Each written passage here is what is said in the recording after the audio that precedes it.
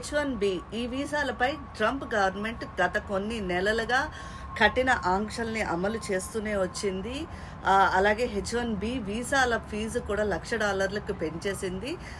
దీని గురించి కంపెనీలు ఉద్యోగస్తులు అందరూ చాలా గోల పెట్టారు. ఇలా అయితే మా ప్రొడక్టివిటీ తగ్గిపోతుంది, విదేశీయుల నుంచి ఉద్యోగుల్ని తీసుకురాలేము, కంపెనీలు పడిపోతాయని చాలా గోల పెట్టారు. ఎవరేం చేసినా కూడా మేము ఇలాగే ఉంటాము, అమెరికన్స్ ఫస్ట్, అమెరికా ఫస్ట్, వాళ్ళకి ఉద్యోగాలు రావాలి అన్న దాంట్లోని ట్రంప్ నేను ఇది చేస్తున్నాను అని చెప్పి దాని పట్ల గట్టి పట్టుదలగానే ఉన్నారని చెప్పాలి.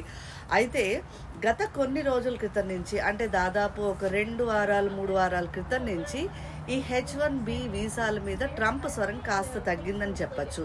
విదేశీ ఉద్యోగుల అవసరం ఉన్నది అని చెప్పి ట్రంప్ అంటూ వస్తున్నారు. మళ్ళీ అంటే ఈ H1B అవసరము ఉన్నది, విదేశీ ఉద్యోగుల్ని తీసుకుని రావాలి, లేకపోతే అమెరికా కంపెనీలు ఎదగలేవు అనే ఒక స్వరాన్ని వినిపిస్తూ వచ్చారు.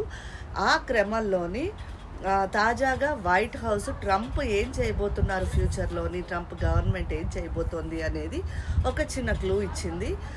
అదేంటంటే H1B ఆంక్షలు ఉంటాయి, కానీ ఇక్కడ దేశీయంగా ఏవైతే ఉత్పత్తులు తయారు చేసే కంపెనీలు ఉంటాయో వాటి విషయంలో మాత్రం H1B ఆంక్షల్ని పక్కన పెడుతున్నారు. అంటే దేశీయ ఉత్పత్తులు ఇక్కడ చిప్స్, కంప్యూటర్ చిప్స్, లేకపోతే దానికి సంబంధించిన మోడల్స్, ఇంకా వేరే ఏవైనా సరే ఇక్కడ అమెరికాలో ఏవైతే తయారవుతాయో వాటికి సంబంధించి కంపెనీలు విదేశీయులని హైర్ చేసుకోవచ్చు. వాళ్ళకి H1B వీసా రూల్స్ వర్తించవు. ఇది అయితే ఈ వెసులుబాటుని అయితే తాజాగా తీసుకొద్దామని ట్రంప్ గవర్నమెంట్ డిసైడ్ అయ్యింది. మిగతా టెక్ ఉద్యోగులకి, సాఫ్ట్వేర్ కంపెనీలకి, లేకపోతే డాక్టర్లకి, ఇంకా ఎవరికైనా, ఇంకా ఏ రంగానికి సంబంధించిన H1B అయినా సరే ఇంతకుముందు పెట్టిన కఠిన ఆంక్షలే అమలు అవుతాయి. ప్రస్తుతానికైతే దేశీయ తయారీ కంపెనీలు ఏవైతే ఉంటాయో వాటికి మాత్రం ఆంక్షల సడలింపును విధించారు.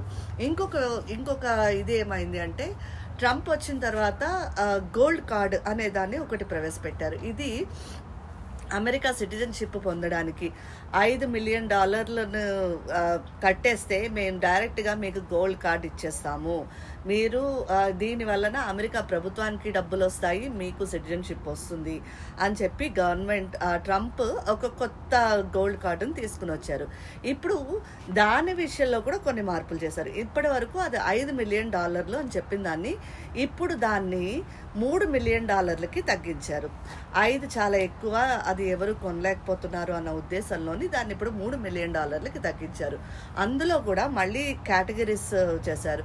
నువ్వు డైరెక్ట్గా అంటే ఇండివిజువల్గా అప్లై చేసుకుంటే గోల్డ్ కార్డుకి ఒక $1 మిలియన్ కడితే సరిపోతుంది.